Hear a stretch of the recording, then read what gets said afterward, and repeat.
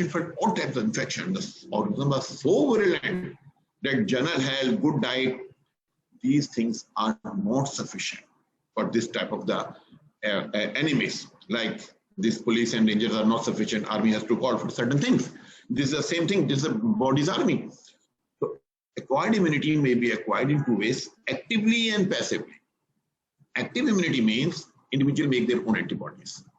These antibodies are produced in response to an infection. For example, natural infection like measles.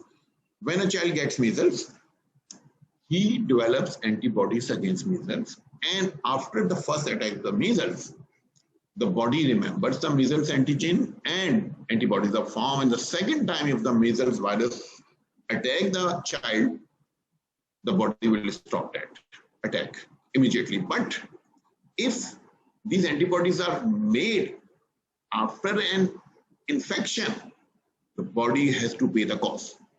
Like another example of the COVID is very easy to give. If someone suffers from the COVID, the body makes antibodies against the COVID, obviously, but makes. But what is the cost of making antibodies like this? You suffer from the COVID, you may become very ill. So the reasonable method of getting active immunity, acquired immunity, is antibodies produced in response to a vaccine. It may be live, inactivated, toxide, not talking about the RNA vaccines even. So the antibodies produced in response to a vaccine is active immunity. And passive immunity. Passive immunity has its own role. Individual gain antibodies from other who has produced them. Acquired immunity, active immunity, body makes its own antibodies. It takes some time. But in the passive immunity, individual gain antibodies from the another who has produced them. So it can be in the different form, like transfer of maternal antibodies through the placenta or in the breast milk. There are certain infections, so the vaccines, if we give to the mother, the antibodies are transferred to the baby. So the breast milk, we very much emphasize on giving breast milk to the baby because breast milk contains antibodies against certain organisms. So the baby is protected against those infections for some time till we give the immunization to the child. So the passive immunity only lasts for weeks or months. It's not long lasting. In case of measles, mumps and rubella, it may last up to 1 year in infant. Hence the measles MMR is given after a year. We do not give measles to a 2 days old child, 1 month old child. We give measles at 9 months. We give MMR at 15 months. So one way of getting passive immunity is through the placenta or breast milk. But you have to be born for this if you want to get antibody through that. The other way of getting antibody is administration of antibodies. That is the immunoglobulins. They are collected from active animals. For example, varicella zoster immunoglobulin, hepatitis B specific immunoglobulin. I give you an example. It will be easy for you to understand. For example, if a person, a young boy, suffered from the road accident, beside what type of wound, because it is a roadside injury, against tetanus for this. So most of the doctors which are practicing in our hospital do not manage this case in the standard way because they, I think, not have attended this lecture of vaccination at their MBBS time. Because if a person is not immunized, you start vaccination. You observe, most of the doctors, what do? They just give a tetanus toxide injection to that person. It means nothing to him at this time because first injection of tetanus toxide, second after 1 month, third after 6 months, it will produce antibodies. While the organism, if unfortunately have entered through the wounds, will start acting after 7 days when there will be no antibodies. So if you want to protect this child, this person against the tetanus, you have to give him, along with the vaccination, passive immunity. Passive immunity means preformed, prepared antibodies, that is immunoglobulin. Tetanus specific immunoglobulin. Suppose another example, if you are working in a ward and you are not immunized against hepatitis B, should not be the case, but it's sometimes. and you get injury from a person while you handling that person, operating, cleaning, whatsoever, giving injection, you get a prick injury or hepatitis B positive patient. If you give hepatitis B vaccine to this person, it will not help him at this moment because the organism has entered. It will cause the disease in few days, few weeks. But if you start giving anti-vaccine at this moment, it will take months. So you have to give passive immunity to this case also. But unfortunately, immunoglobulins are not available against all sort of the infections. If immunoglobulins are available, if I come across some person, if I'm not immunized like COVID, I will take COVID immunoglobulins. That will save me from the disease for the moment. But anti-immunoglobulins are not prepared against all the disease, but they are available for certain diseases. So again, now let's see what is the difference between the active and passive immunity. Active immunity, which is given by the vaccines in a planned manner, it is long-lasting, but it takes time to take effect. If you want to go to the ward, you are becoming a doctor, you should be immunized against hepatitis B before touching a patient. Full immunization, 0.16 dose. If we talk about the passive immunity gives immediate protection after administration of the preformed antibodies. But it only lasts for a few weeks and it is uncommonly used now. It is used where the person is not immunized and gets an infection, virulent type, where cannot wait vaccine to be effective. Same time the disease will be there.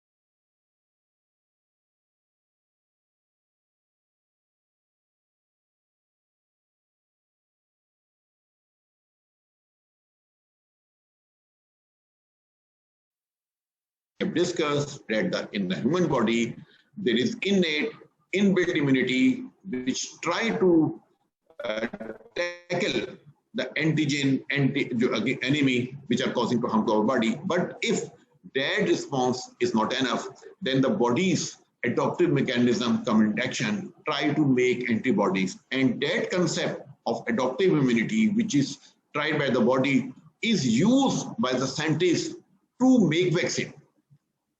This concept of vaccine is not taken from outside. It is taken from the body's immune mechanism, but it is molded, it is made safe. Getting the disease and getting immunity against the disease is a very costly thing. You may die of that disease. You may suffer the consequences and complication of that disease. But if you give vaccine, you will safely make antibodies. You will be you will be resistant to the infection in a safe way. So, what is vaccine? Vaccine is a preparation of the causative organism of the agent of the disease. Same disease, same agent. It is specially treated for use in vaccination in order to induce an increased immunity. Again, I read, vaccine is a preparation of the causative agent of the disease, especially treated for use in the vaccination in order to induce or increase immunity. Measles vaccination contains some part of the measles virus. This COVID vaccine also has some part of the COVID virus. Whatever it is, we'll talk about this in detail. So there are different types of vaccine. If we divide them broadly, number one is a live attenuated vaccine. We'll discuss in detail because we are very much concerned about this.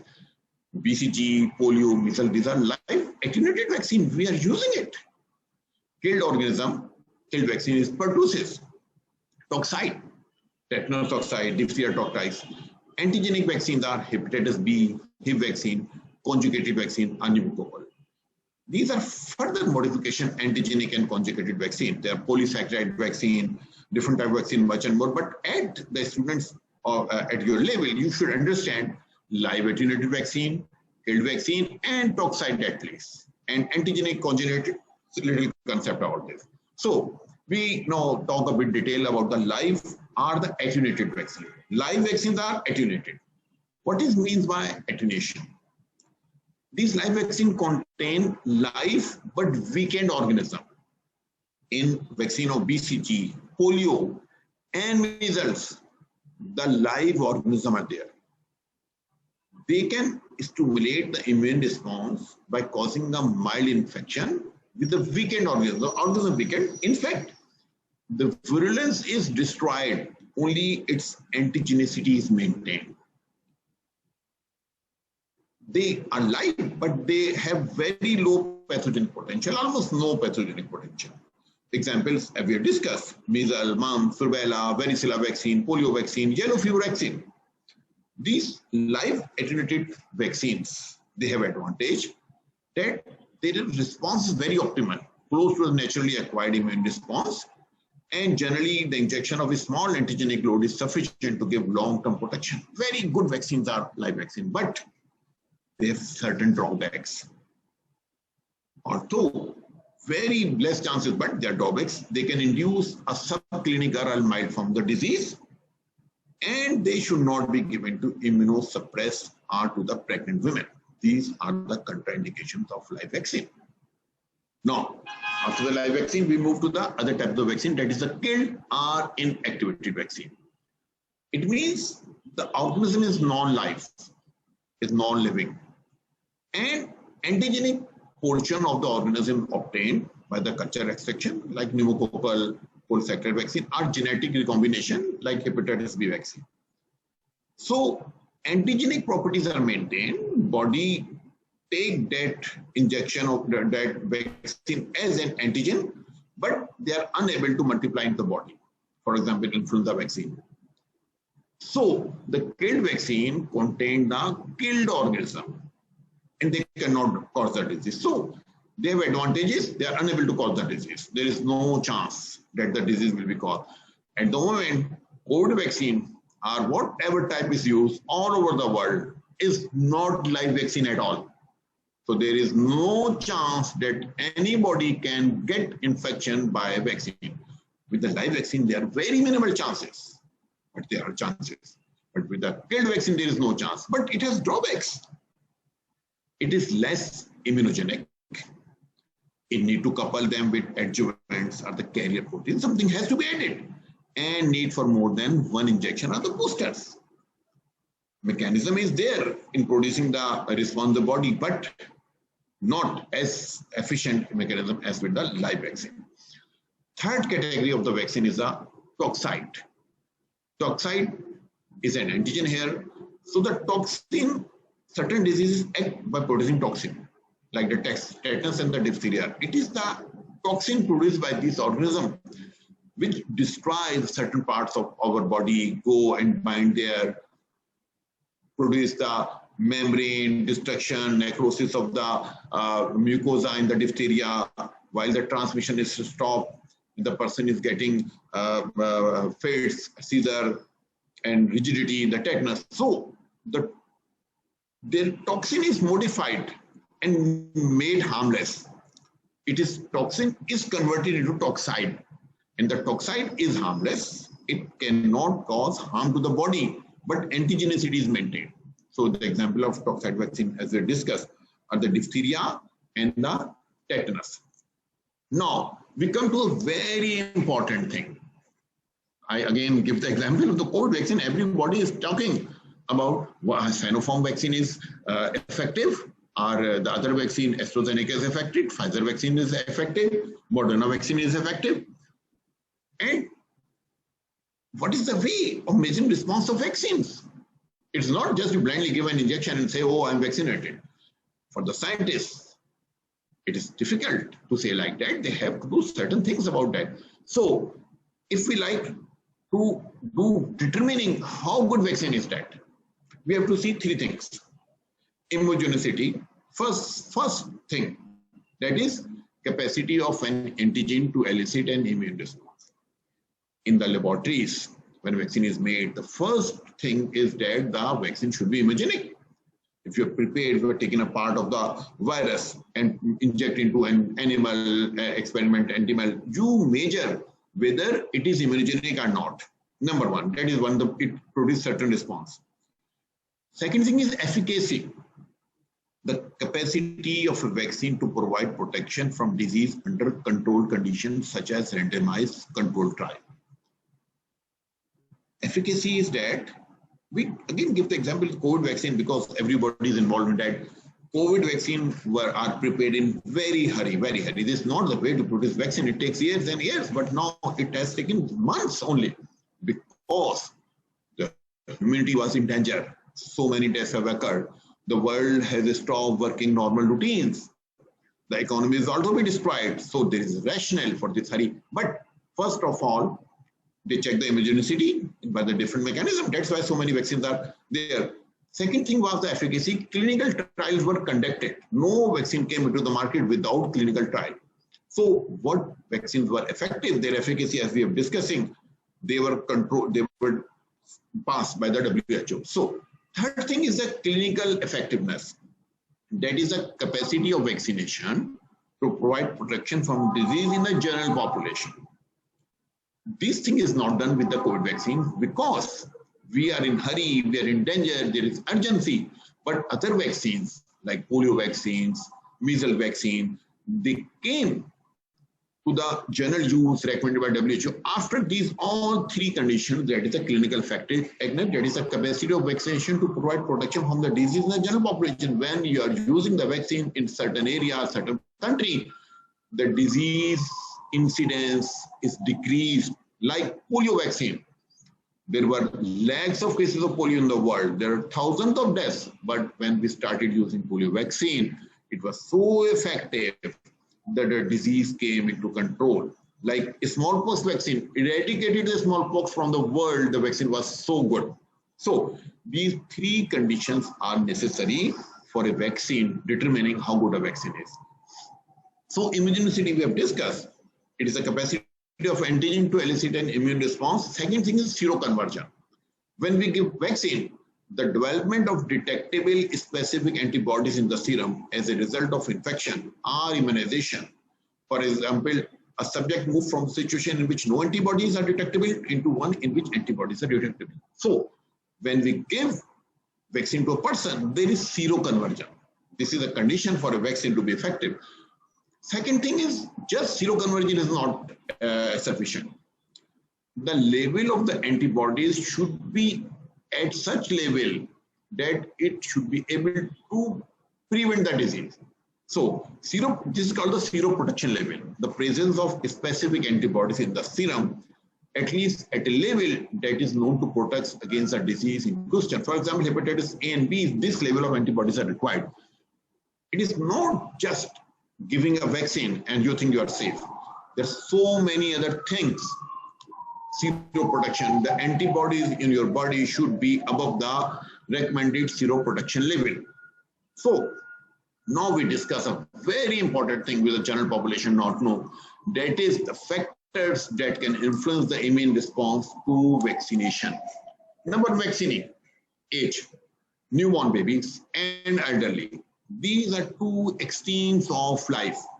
With the body immune mechanism is weak, they're more fragile. So in the newborns, the presence of maternal antibodies can inhibit the immune process of vaccination, and there is non-response to T-independent antigens. So if we give vaccine to the newborn, we give BCG at birth, polio drops at birth, then at 6 weeks, 10 weeks, 14 weeks, 9 months. Why don't we give at 6 weeks all the vaccine? Because the body does not produce the response if we give so early, and maternal antibodies are there, they interfere with the response. Elderly people, there is weakened immune system. If you give the same vaccine to a child of 2-3 years or adolescent and same vaccine to elderly, it is a response of the body to a vaccine. Antibodies are produced by the body. So if the body's immune response is weak, the antibodies made are not at that level. Okay?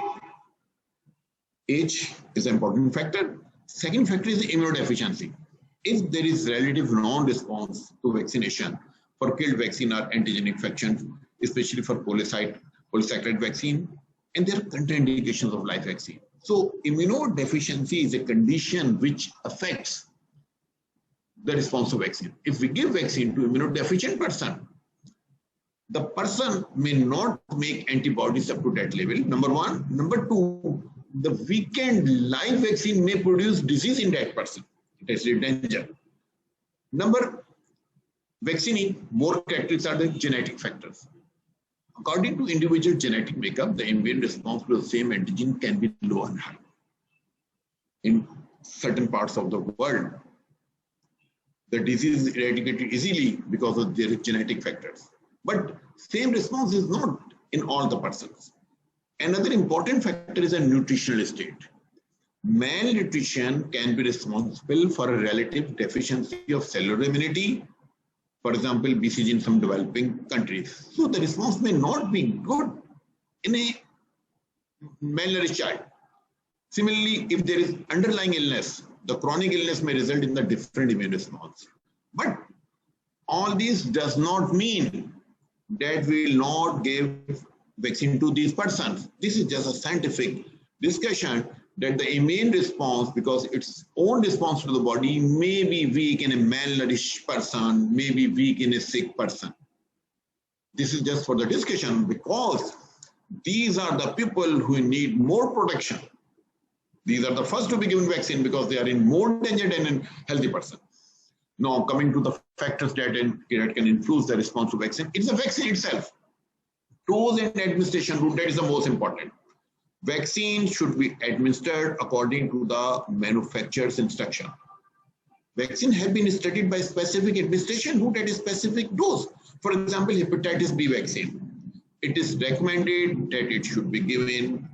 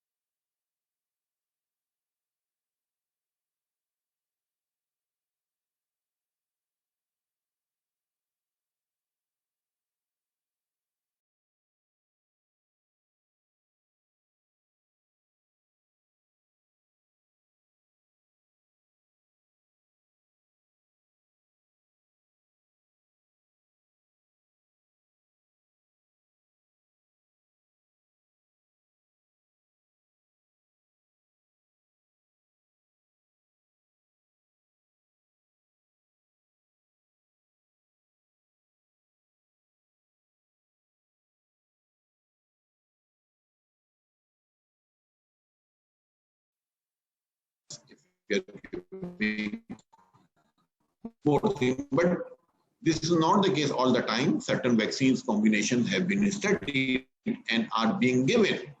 So we the innate immunity, adaptive of acquired immunity, active and passive immunity, acquired immunity of two types. The third type of immunity, beside active and passive, is the herd immunity. What is herd immunity? Everybody is talking that the COVID will be under control once the herd immunity is produced in certain country or population. What is herd immunity? Herd immunity occurs when the proportion of people immune to an infection is sufficiently high so that the transmission of infection to susceptible individual is greatly reduced. In that case, the outbreaks of disease do not occur. Herd immunity helps to protect those who are susceptible and cannot be immunized for whatever reason, for example, immunocompromised, pregnant, etc. So if a significant portion of our population is immunized against a disease, the transmission to those who are not immunized will also be decreased. This is called the herd immunity. Because there are certain fraction of people who may refuse vaccination or who may not vaccination for the medical reasons. Like in the COVID vaccine, there are certain types of people who cannot give vaccine, but they are at risk.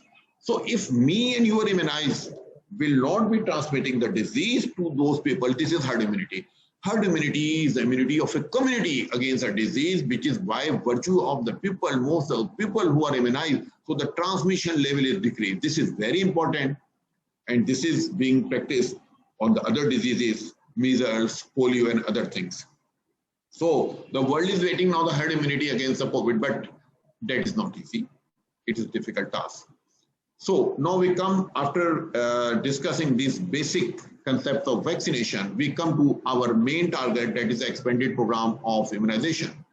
Dear students, in Pakistan, we are losing around 4 lakh children every year just because we are not vaccinating them. The vaccine is available, the children are available, we are here, but the children are dying just because they're not getting vaccine. So EPI program is the expanded program of immunization. In 1974, WHO launched EPI to address the inequities in the global vaccine coverage. As you've seen the COVID, the vaccine is 8,000, 10,000 rupees.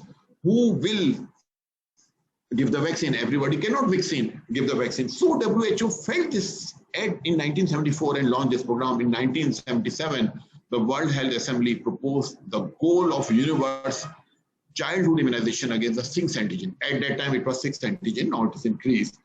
It started originally with the TB, polio, diphtheria, pertussis, tetanus, and measles, and subsequently it increased. So the EPI program is the exclusive immunization provided in Pakistan. Now vaccines against 10 diseases are available. It started with the 6, now it is 10 diseases. Provides 97% of the immunization service in Pakistan, where the private sector has only 3% coverage.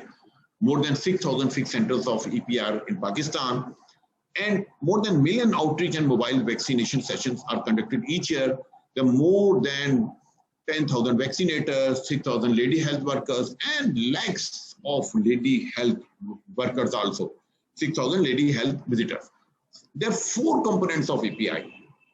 Number 1 is the routine immunization. It means the immunization of children from 0 to 23 months with immunization of with 9 to 10 EPI antigens. It is written 9, it is now 10. And pregnant ladies are also given the tetanus toxoid in the EPI program. Number 2 is the supplementation. Beside the routine immunization, that is not sufficient. The second component of EPI is supplemental immunization activities.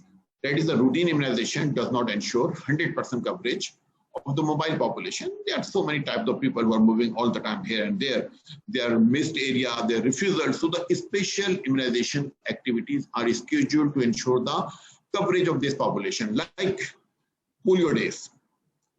From 29 March, national immunization polio days will be started. All of the Pakistan children will be given the polio drops. Similar things have been happening again and again, the typhoid vaccine and the measles vaccine. It is called the SIA, special immunization activity. And the third thing is the disease surveillance. You cannot manage anything if you don't know what is the problem.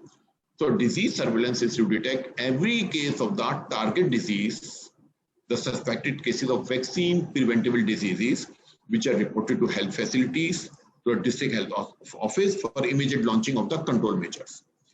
And fourth component is the mopping up. It is related to disease surveillance. That is the special campaigns 5 to 8 kilometers around the infected locality to localize the disease and stop transmission. I explain this as practitioner. When I see the patient, if a patient with the measles come to me, I will ask his name, father's name, address, complete address, cell number, and besides treating the patient on what it needs, I will send this information to the district health officer.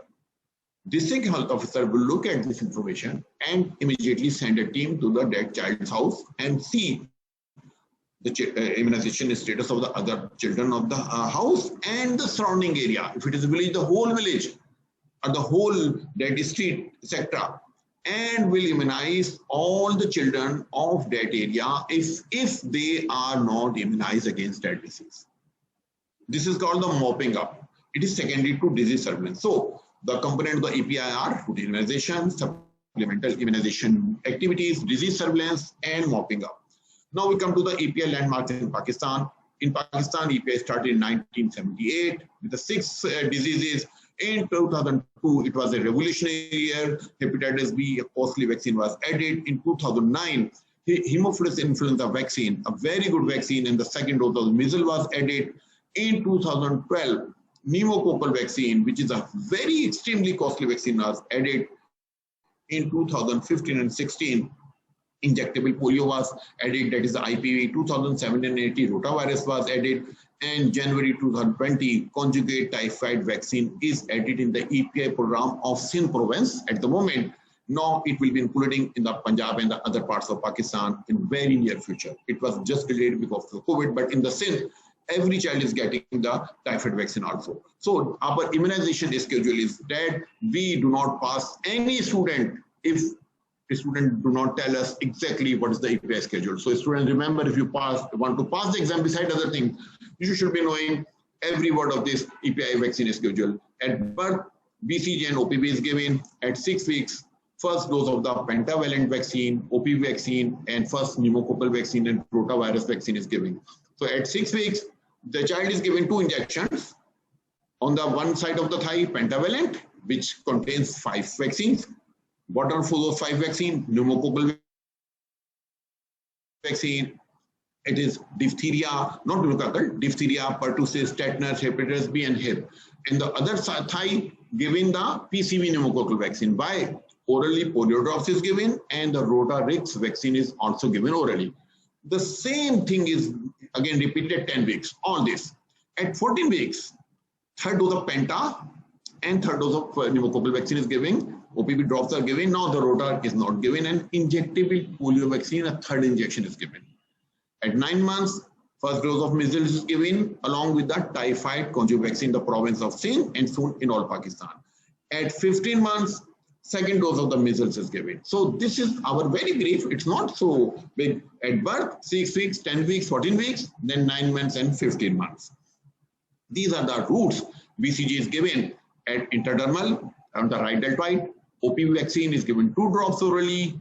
Pentavalent vaccine is 0.5 ml. It is given intramuscular. It is given at thigh and the anterolateral junction of the upper 1/3 and lower 2/3. Pneumococcal vaccine is given on the other thigh, anterolateral position. It is intramuscular. Rotavirus vaccine, that is rotavirus vaccine, is 1.5 ml in a pre-filled syringe. It is given orally.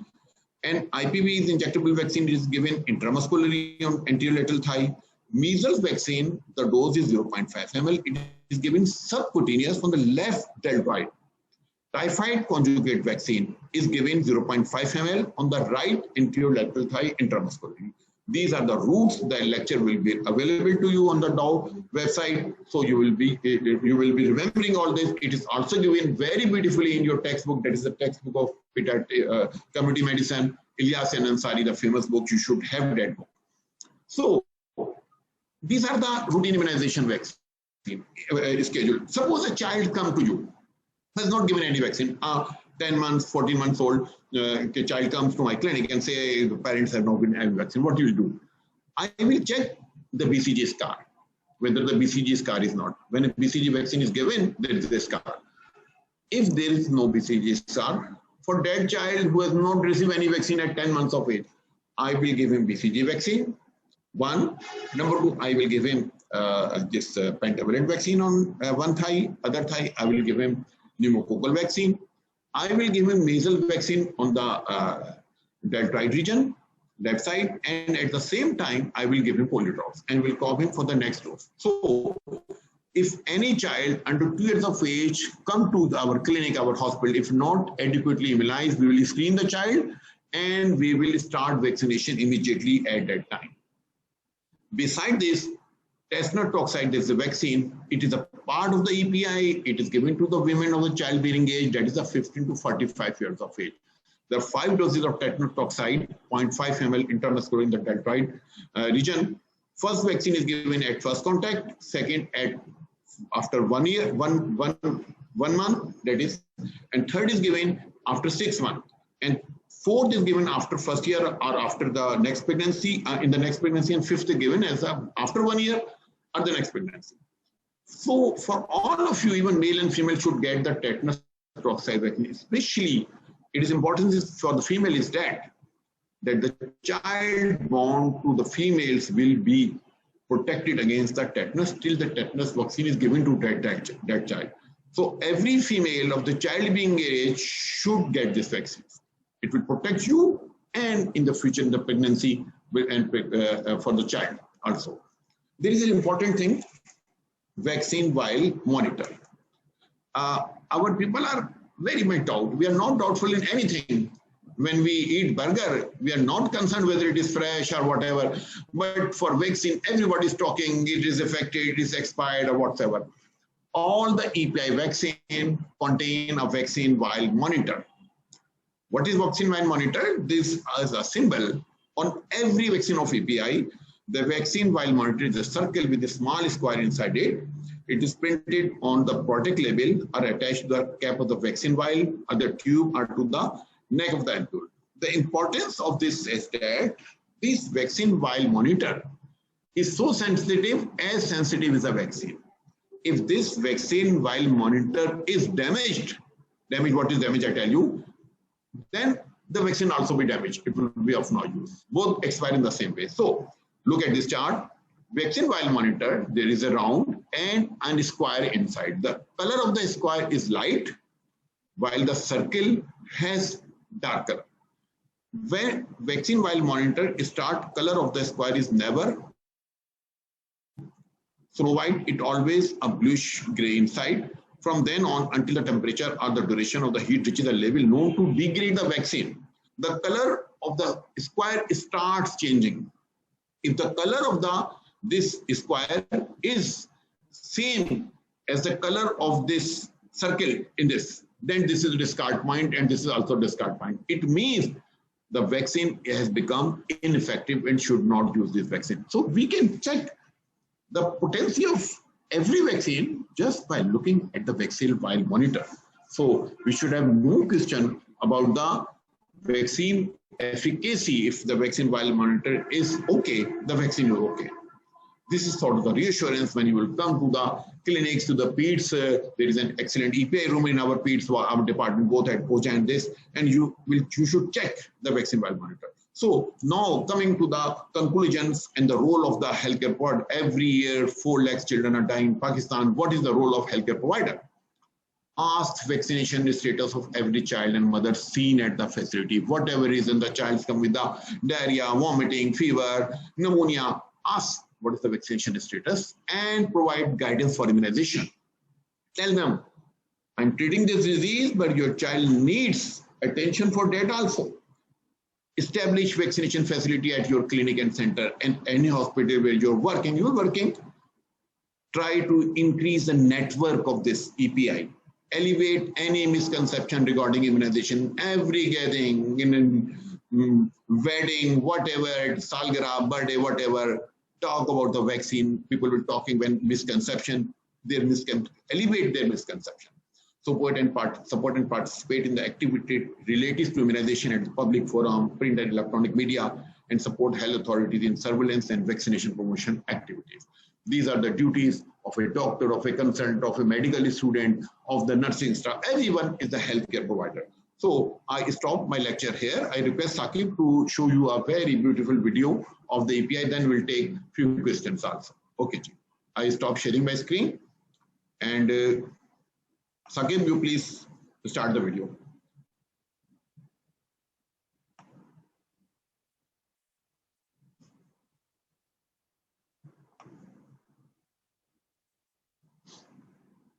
Saqib?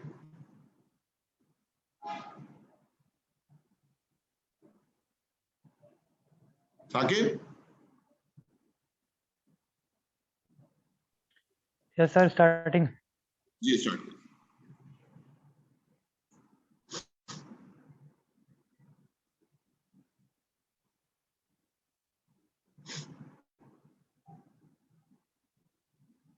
अभी show नहीं हुई है, show करें.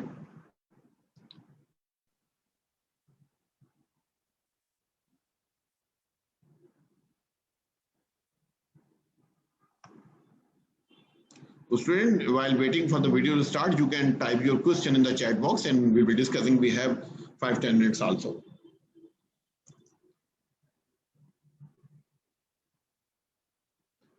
In the meantime, while Saqib is starting the video, I will like to answer a very beautiful question asked by Muiz Tariq. I'm very glad we have so students, so nice, brilliant students. So, routine immunization schedule. Under the expanded program on immunization, there are vaccines recommended by the government of Pakistan for children to prevent against 10 deadly vaccine-preventable diseases, which are tuberculosis, polio, diphtheria, pneumonia, whooping cough, hepatitis B, meningitis, diarrhea, tetanus and measles. These free vaccines are administered to children from birth till the age of 15 months in 6 visits. First visit is scheduled at the time of baby's birth. On this visit, the child is administered BCG vaccine under the skin in the right upper arm for protection against tuberculosis. OPV0 vaccine is given orally to protect against polio, and Hep B vaccine is administered in the left thigh to protect against hepatitis B. Second visit is scheduled when the baby is 6 weeks old. On this visit the baby will receive OPV1 vaccine orally, first dose of rotavirus 1 vaccine which is given orally for protection against diarrhea, first dose of pneumococcal 1 vaccine which is administered intramuscularly in the left thigh for protection against pneumonia and meningitis, along with first dose of pentavalent 1 vaccine which is administered intramuscularly in right thigh for protection against tetanus, diphtheria, pertussis, hepatitis B and Haemophilus influenza. Third visit is scheduled when the baby is 10 weeks old. On this visit, second dose of OPV2 is given orally along with the second dose of rotavirus 2 vaccine, second dose of pneumococcal 2 which is administered intramuscularly in left thigh and second dose of pentavalent 2 which is administered intramuscularly in right thigh. Fourth visit is scheduled when the baby is 14 weeks old. On this visit, third dose of OPV3 is given orally along with first dose of IPV that is injectable polio vaccine given intramuscularly in the left thigh for protection against polio, third dose of pneumococcal 3 which is administered intramuscularly in left thigh and pentavalent 3 vaccine which are administered intramuscularly in the right thigh. Fifth visit is scheduled when the baby is 9 months old. On this visit, first dose of measles 1 vaccine is administered intramuscularly in left arm for protection against measles. Sixth visit is scheduled when the baby is 15 months old. On this visit second dose of measles 2 vaccine is administered intramuscularly in left arm for protection against measles. The expanded program on immunization Pakistan provides free vaccines for children to protect them from 10 deadly vaccine-preventable diseases. To administer these free vaccines, API has developed an immunization schedule for children.